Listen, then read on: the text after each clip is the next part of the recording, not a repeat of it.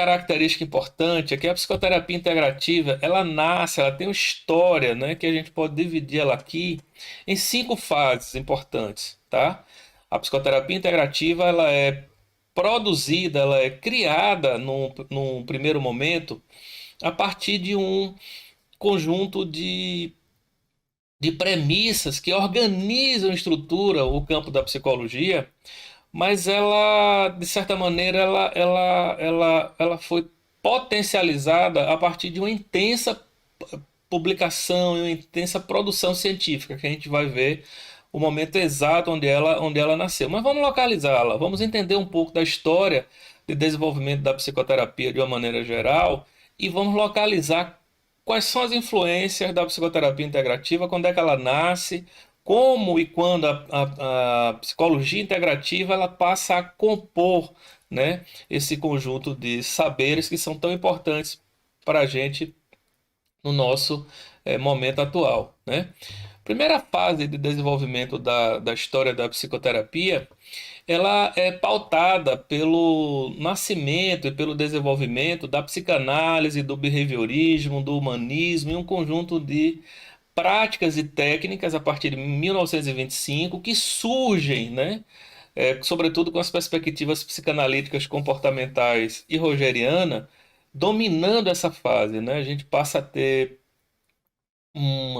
a psicoterapia é, estruturando a partir deste momento, estruturando um campo voltado sobretudo para o tratamento clínico, voltado sobretudo para o tratamento, né, de saúde das pessoas, e a gente passa a ter um conjunto de métodos, sobretudo voltado para a subjetividade, para o trabalho no inconsciente, né? Tanto da psicanálise, como o trabalho no comportamento, como o trabalho que envolve, né, as características, vamos dizer assim, do que a gente chama das linhas e abordagens humanistas hoje.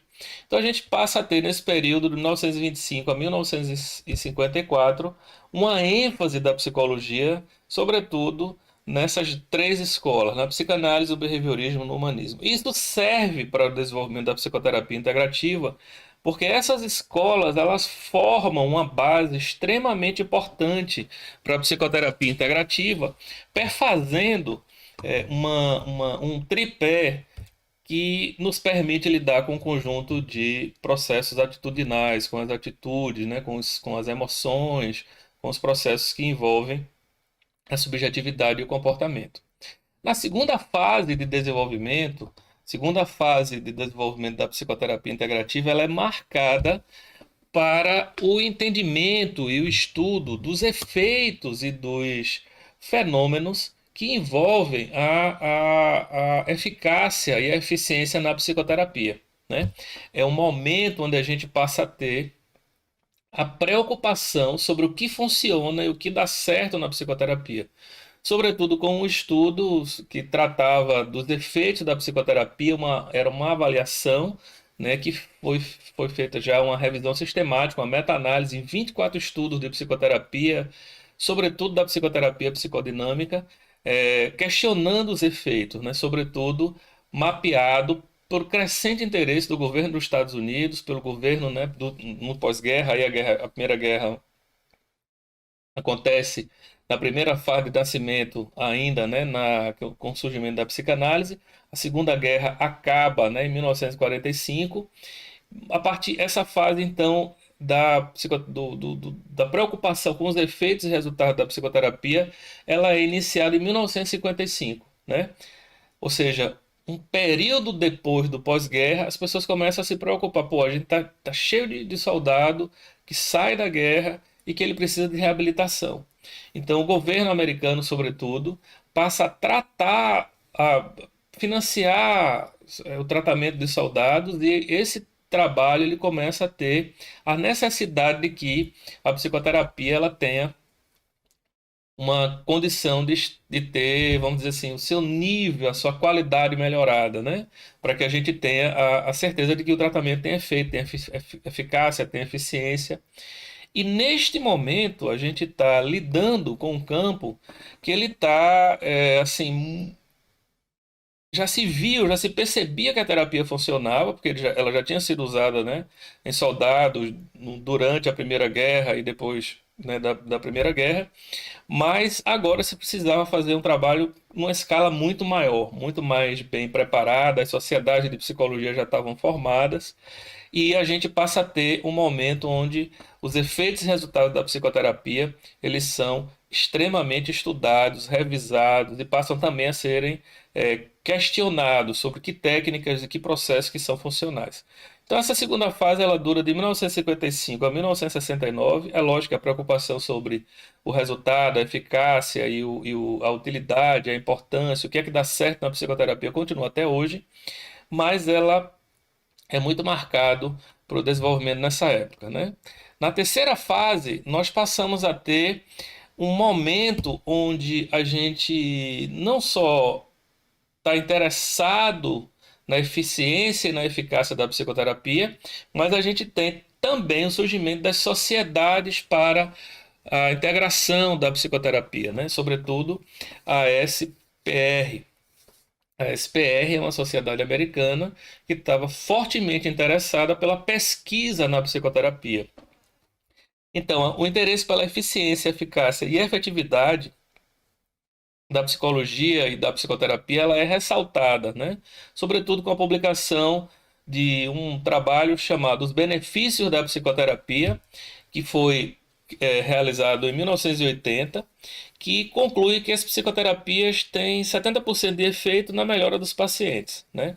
As sociedades elas foram estruturadas, surgem revistas de psicoterapia para que esses processos e materiais sejam revisados, e a gente passa a ter, nesse terceiro momento, um importante momento onde a gente vai estar, de certa maneira, formando uma base, né? Formando um alicerce extremamente sólido sobre como a psicoterapia deve ser estudada, pesquisada, e a conexão entre o tratamento, as intervenções, a avaliação, diagnóstico, assim como com o processo científico, né? A aproximação entre a intervenção e a pesquisa, né? Então isso passa a ser extremamente importante para essa fase, para esse momento. Então nessa terceira fase, esses processos eles são organizados e estruturados.